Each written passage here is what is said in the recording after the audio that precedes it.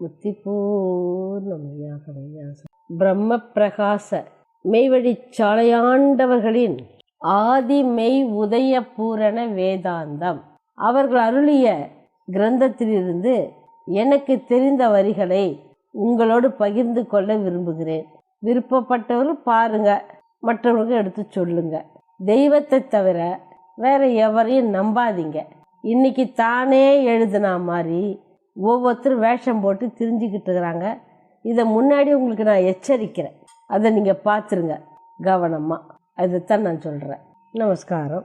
ஞான அகவல் இது வரைக்கும் வந்த பாரவான்கள் அருளியது விநாயகர் அகவல்.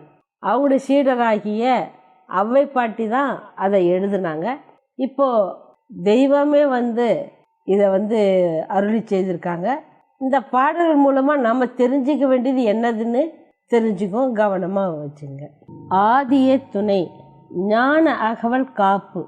வந்த வேதம் வரைந்த பயத்தினால் சிந்தை வீணர் கை சிக்கி மெலிந்த நாள் அந்தெழுத்தை அழித்த எழுதிய அந்தெழுத்தை அழித்த எழுதிய எந்த நாளும் எந்தன் குரு நந்தியே முந்த நாளினில் மூண்ட அகவலும் பிந்த நாள் கை பிடித்ததகவலும் இந்த நாளில் இசைக்க அகவலும் இந்த நாளில் இசைக்க அகவலும் எந்த நாளும் எந்தன் குரு நந்தியே. அந்த எந்த நாளும் எந்தன் குரு நந்தி தான் கொடுத்துருக்குறாங்க, வேற யாரும் கிடையாது. மெய்வழி தெய்வம் மட்டும்தான் குருவாக விளங்கி நிற்கிறாங்க. எந்த நாளுமே, இப்போதான் இல்லை, எந்த நாளுமே அவங்க தான், அவருடைய நாள் தான். என்ன சொல்கிறாங்க? வந்த வேதம் வரைந்த பயத்தினால், இது வரைக்கும் வந்த வேதங்கள் பூரா பயத்தை உண்டாக்குச்சு. சிந்தை வீணர்க்கை சிக்கி மலிந்த நாள். அப்போ அது எடுத்து பார்த்து அவங்க தெரிஞ்சுக்கிட்டவங்க அதில் சிக்கி எங்கெங்கோ போய் மாட்டி குரு தான் இதான் வழிபாடு சொல்லி மாட்டி சிக்கி மெலிந்த நாள். அந்த எழுத்தை அழித்தே எழுதிய, அதை எப்படி சும்மாவே சொல்கிறது, சும்மாவே எழுதுறது, சும்மாவே சொல்கிறது, அதை மக்களும் நம்பி எப்படி எங்கெங்கோ போய் அவங்க இதுவாயிட்டாங்க. அதை அந்த எழுத்தை அழித்தே எழுதிய எந்த நாளும் எந்தன் குரு நந்தியே முந்த நாளினில் மூண்ட அகவலும், அதாவது மூண்ட அகவல் பிந்த நாள்கை பிடித்த தகவலும். இந்த நாளில் இசைக்காகவல்னா இந்த அகவல் தான் நமக்கு இசைஞ்சு வருதான். இசைக்காகவலும் எந்த நாளும் எந்தன் குரு நந்தியே. தெய்வந்தான் குருவாக, நந்தி பெருமானாக அவங்க விளங்குறது அவங்க தான். இது என்ன ஏன்னு பிரிச்சு பார்க்க வேண்டியது. நமக்கு தெய்வம் தெரிஞ்சிச்சா அவ்வளோதான். அருங்கோடை பாலைவனம் கானகத்தில் அகப்பட்டு அடிமை பறந்தோடி பரிதவிக்கும் போது மறுவன சூழ் நதி அருகே மரகத மண்டபத்தினடு வளஞ்சலவை நிழலாடும் பீடத்தேற்றி நறுமலரிலங்காற்று நனைய உடல் உளங்குளிர நறும்பழி நீர் இறைப்ப செழுந்தன்றல் வீச அருஞ்சுவையும் இளநீரும் நலபாக துணவீந்து அருங்களை பிங்ககற்றிய மக்கமைந்த வாழ்வே.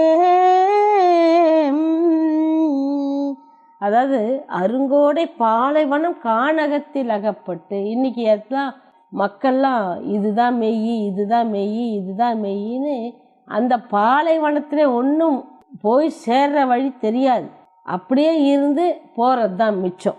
அதே பாலைவனம் கானகத்தில் அகப்பட்டு அடிமை பறந்தோடி பரிதவிக்கும் போது அங்கே போய் நம்ம என்ன பண்ண போகிறோம்? பரிதவிச்சுன்னு உக்காந்துக்கிறோம். மறுவன சூழ் நதி அருகே மரகத மண்டபத்தினடு, அங்கே அப்படி ஒரு மண்டபம் கிடச்சா நமக்கு, அதாவது என்ன சுகமாக உட்காந்துட்ருக்குறோம் இன்னைக்கு. வளஞ்சலவை நிழலாடும் பீடத்தேற்றி நறுமலர் இளங்காற்று நனைய உடல் உலகுளிர. மெதுவான நல்ல சுகமாக வேர்த்து கொட்டுற நேரத்தில் ஒரு சுகமான காற்று வந்தால் நமக்கு எப்படி இருக்கும், அது மாதிரி தெய்வத்தோட திருவாக்குகள் நம்ம செவியில் விழுது. நறுமலர் இளங்காற்று நனைய உடல் உலங்குளிர நறும்பனி நீர் இறைப்ப செழுந்தென்றல் வீச அருஞ்சுவையும் இளநீரும் நலபாக துணவிந்து. நல்லா இளநீ கொடுத்து நல்ல வயிறு முட்டை சாப்பாடு போட்டால் எப்படி இருக்கும், அப்படி தெய்வ திருவாக்கு அந்த மாதிரி கிடைக்குதான் நம்மளுக்கு, கிடைச்சிக்கிட்டு இருக்குது. இப்போ அருங்கலைப்பிங் அகற்றி எமக்கமைந்த வாழ்வே. தெய்வம் நமக்கு என்னென்ன அருள் இருக்கிறாங்கன்னு பார்க்கறது தான். ஏன்னா அவங்க திருவாக்கல்லவா, அது நம்ம புரிஞ்ச வரைக்கும் படிக்கணும். பரவாயில்ல, புரியலனாலும் படிக்கணும். வாழ்வனைத்தும் தந்தனது குலம் முழுதும் தனையாண்டு வளர்வித்து வரும் தர்மதுரையே வல்லால் ஆழ்வதுனத செய்யாத நிலை தனக்கு அடிமையென அன்பினுக்கோர் அழிவும் உண்டோ ஊழியேனும் கோல் மலிந்த பவக்காட்டை அறவிழுங்கும் அக்கினியே அருட்குருவே என் அன்பே உன் திருப்பாதத்தால் மலர் விட்டினி அகலேன் அகன்றால் என் உயிர் விடுவேன் அபுசாலிக்கெனும் தவம் கொண்டெழுந்த தேவே. இது காப்புல வர்ற நூல், இது காப்புல வர்ற பாடல். இது என்ன சொல்றாங்க, வாழ்வனைத்தும் தந்தனது குலம் முழுதும் தனையாண்டு. அப்போ அவங்க தேவ இளமையிலேயே துறவு பூண்டுறாங்க.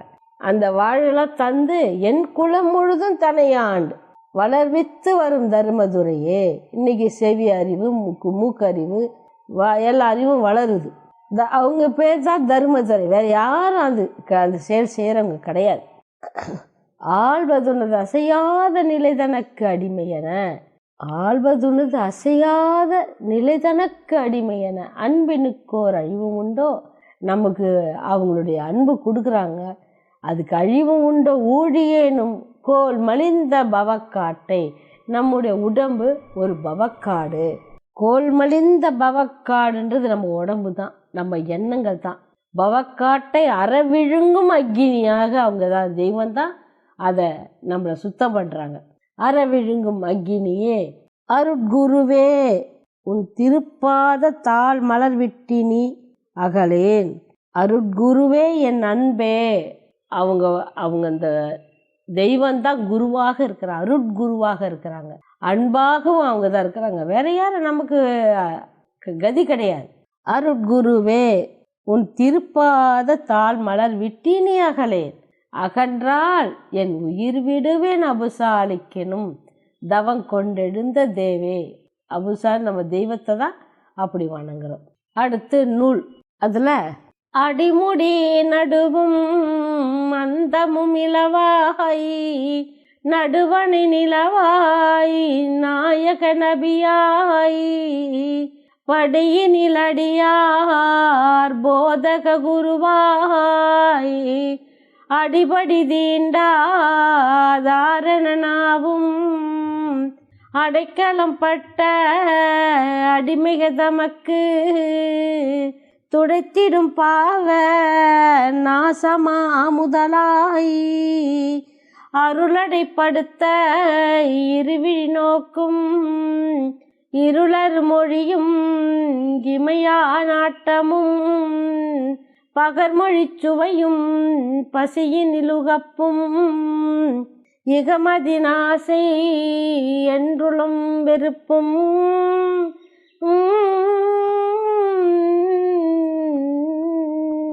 இல் தெய்வம்னா உத்தரவு பண்ணுறாங்க. அடிமுடி நடுவும் அந்தமும் இலவாய். அவங்களுக்கு வரையறுக்க முடியாது. அடிமுடி நடு நமக்குள்ள வரையறுக்கவே முடியாது.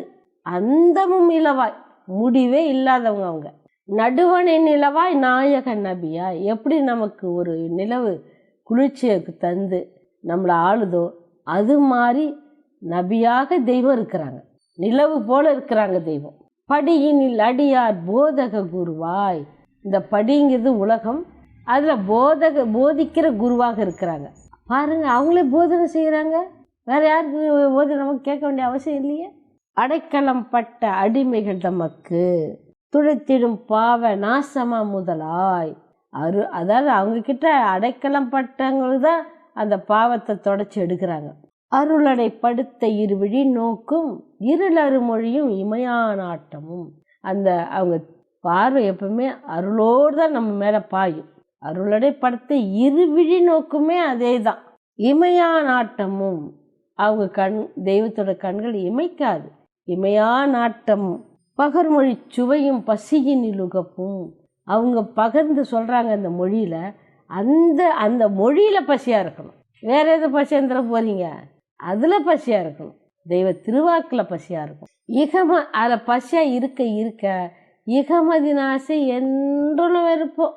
இடம் வாங்கணும், நடத்தை விற்கணும், கடையை கட்டணும், யாரை ஏய்க்கலாம், யாரை மேய்க்கலாம், இது யாரை ஏமாத்தலாம், இதெல்லாம் வெறுப்பில் வந்துடும்.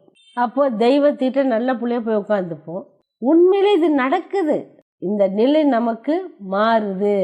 இதை கவனமாக எல்லாரும் படிங்க. உங்களுக்கு நிச்சயம் விளங்கும்.